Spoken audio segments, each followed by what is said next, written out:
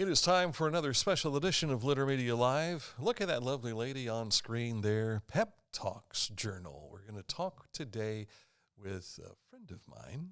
She is known as Miranda Rinehart. Good to have you here. Nice to be here. Author now. We've done interviews and sit down and chatted before for other things you've been involved in, and this is something completely new, right? It's new.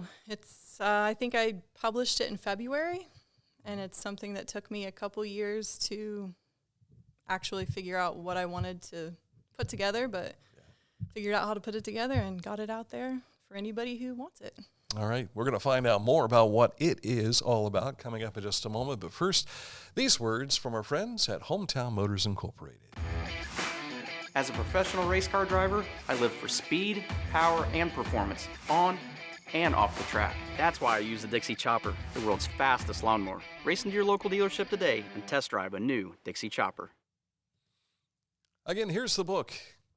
A lovely book, by the way, Pep Talks Journal, and you're giving people an opportunity to walk through, take notes, and then be able to kind of look back and help improve themselves? Yeah, it's basically just a framework, a journaling framework that I found myself kind of doing on my own, just in my own notebook. Pep Talks just came later after I figured out that these letters could stand for something that I was actually doing, but it's just a journaling framework, basically starting with gratitude.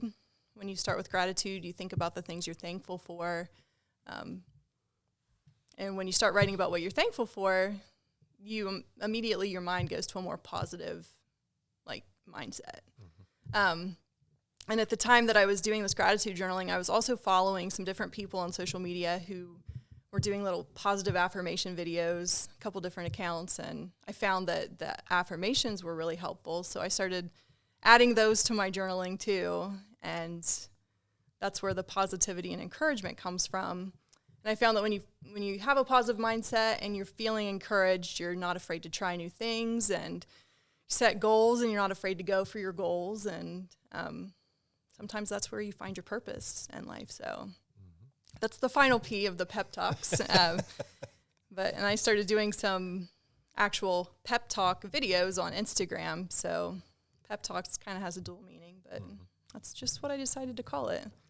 When we first met, you were stepping into an area that was totally foreign to you, talking about beauty pageants. Yeah. And then you end up winning a crown, and it's almost as if you don't try something, you'll never know. Yeah, I think that's probably what, when I did that first pageant back 5-6 years ago when I talked to you last, I didn't expect that anything was going to come from that, but after I did it, I'm like, I should have been doing this my whole life. I just always felt like, I wasn't the picture perfect pageant person, but it's really not about what you look like. And I've met so many people through pageants and had so many opportunities. I'm like, okay, this is what I should have been doing my whole life. So I know in following you and some of these encounters that you've had in these pageants, what you've learned from the personalities of the other people that you have met, I think this has all worked together to bring you to this book. Yeah, I think when I did the very first pageant, I thought I was doing it to be a good role model for my daughter, which she didn't need me to do. She didn't need me to try a pageant to know that she could do, anything that she wanted to do. But any pageant I've been to since then, there's always been somebody there who has needed my type of personality. Mm-hmm. And so, after writing this book, I've figured out that positivity and encouragement is my purpose in life, and pageantry is just one outlet for me to spread that. So yeah. We've also met with Miranda for other things, and such as seeing her at a ball game, taking pictures. But you're a teacher, and you've gotten your kids involved with some of the things that you've done, like the blankets put together for Honor Flight. The Honor Flight. And I do want to ask you about that a little bit later, maybe off the air. Yeah. But at any rate, you have made an impact with people. And I don't know if sometimes that settles with an individual. You may not realize it until you start seeing, darn, this book sold out. Yeah, it was exciting so many people. I published it in February, and I posted about it back then, and sold some copies through Amazon. And I didn't ever buy copies for me to be able to sell, but I thought Christmas time coming up, I'll get some. Some people might rather get it from me than, Amazon, another Amazon truck coming to your house. But yeah, I went through the whole box. I'm like, oh, okay, I guess I'll order some more. But it's been really nice. And I ran into one of my former students the other day at the grocery store. I was kind of in a bad mood, just, groceries. And she was working. She was like, are you having a bad day? I'm like, yes. And I kind of got like teary-eyed because I was having a bad day. She's like, you can't have a bad day. You just wrote a book about positivity. I'm like, no, you're right. I was like, this is why I journal, because I have to keep myself intentional about the things I'm grateful for, to be able to realize, like, okay, this is a bad day. This isn't a bad life, So it's easier to get through when you focus on gratitude. I don't want this to be taken as sexist in any fashion, but I know that when I was a kid, it seems like girls were more encouraged to journal than guys. Yep. And maybe that's why guys hold their feelings in sometimes. Girls have a way of expressing it through writing. Nowadays, everybody has the keyboard. They jump right on there and they express their feelings. Have you done this with your students? Did they journal what they did to help them through this awkward stage of life? Yeah, I actually have one of the things. So the journal is actually made up of, it's like a week at a time, and there are 5 days of like a gratitude journaling prompt and affirmations, and then there's a template for a different kind of journaling activity where you start with gratitude and then you express your emotions, let it all out, talk about the emotions, and then come back to trying to find something positive that may have come from it, even if it was a terrible situation, something positive that you can take from it, or maybe that positive hasn't happened yet, but how could you turn it into a positive? So I have that in like a Google Slides form, and I've done that with my students, as an assignment. I actually have that on Teachers Pay Teachers, where you can share with other teachers different assignments that you do. So that is available online. Yeah. But that's one of the parts of the journal. And then the last day of the week is actually an interview. I did a bunch of interviews back during the pandemic with just random people there were some high school kids all the way through 65 plus, people of all backgrounds, and friends of mine who I knew were struggling through something, but always, seemed to make it through. And so I would post one of those interviews each week, Seeking the Silver Lining. That's what it was called. And I shared that in a Facebook group. And so I took those interviews and put them into this journal too. So it's 6 days of writing and then 1 day of just reading an interview. Mm-hmm. And I was thinking to myself, because how this came up to bring you in here, I saw your Facebook post.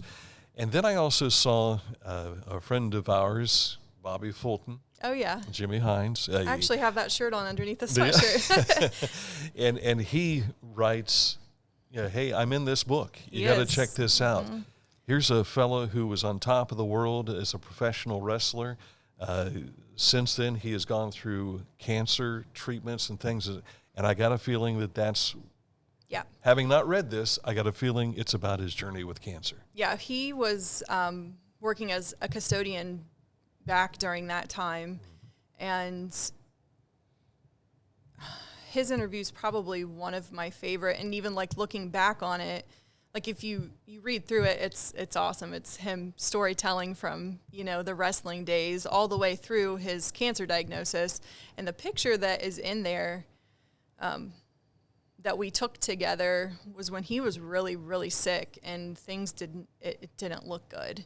And here he was showing up at work every day, like busting his butt and like just smiling and encouraging people. And I'm like, this is crazy. And like, I'm complaining about my day at school, and here he is with, throat cancer, and he can't even, like, kids talking about pizza, he can't eat anything. Like, it took, I don't know how long it was before he was able just to swallow like water, and that was a big deal. And so looking back, it's kind of cool to see him having come out of that, and it was really special. Yeah, Love Jimmy. We almost lost Bobby, and I'm grateful that everything turned out good for him in that respect. In fact, when I went to do an interview with you about the blankets and the project that's being done for the kids, Jimmy he was there. The custodian that helped me get to your classroom. I do remember that now. So it's a really cool how this all circles back around. What's been the response? What have people been telling you about the book? You put your heart into it, you throw it out there, Amazon does its editing to it, and then it comes back with what the real people think. Yeah. I know that there are people who just bought it to support me, and there are people who would not journal a day in their life, and, they just want to support me, and that's fine. But I really do hope anybody who gets it actually goes through it. It doesn't have to be a daily thing, but it is helpful. I know that it brought me through, like, some dark times, and just was able to, just the format itself was able to get me through things. And I've gone through it again myself, and I was a little worried about that, going through it. Like, when I got a physical copy, I'm like, okay, I'm going to do this and see how it goes, because I've put it out there for the world. And I loved it. Like, I'm like, okay, there's got to be somebody else in the world that will, be able to use this and get something out of it. And I actually had a lady come up to me. I had no clue who she was. Came up to me at a boys volleyball game this past spring when our boys started volleyball for the first time. That was fun. And it ended up being the aunt of one of my son's best friends, which I didn't know she was my friend's sister. And she told me that she was doing my book, and she actually thought that it was helping her. I don't even know who this is. And that was really cool for her to share that with me. Yeah. But she has since been diagnosed with, I'm not sure what type of cancer. And so I'm writing a second one, and it's more faith-based, and the affirmations are like what God says about you, and there's like a devotional, with a Bible verse, and there's also the gratitude journaling prompt. So I've sent that. She's the only person who's got the next copy so far, but I'm not even close to done with it. But I gave her like the first 11 days. I'm like, here, take this to your sister and see if this is helpful for her. Oh, that's great to hear. Yeah, but that was kind of exciting that a random person that I didn't even know told me that they liked my book. Yeah, yeah. It kind of gives you some validity to what you're doing. Yeah. And that's one thing I think when I was young, I lived for validation from other people, but I don't need that. I don't need that at all. I know that it's helped me, and I just want to put it out there, in case it's helpful for other people. So not trying to make money off of it or anything. I was just proud to actually just put something out there. I've always wanted to write a devotional. And this wasn't quite a devotional, but similar. So that's my next project. Yeah. Well, I was going to ask you if you had a second project, but she's already jumped right in there and claimed it. Yeah. This is a big step for a lot of people. For some, it might be the first of 1,000 books they've written. So I don't know what you got inside of you, but maybe you can at least get 5. Start with 5. Okay, I'll start with 5. And the link to how you can get the book is available in this post right here. So make sure you check that. Is there anything we have missed you wanted to make sure people knew about either authoring a book or the book itself?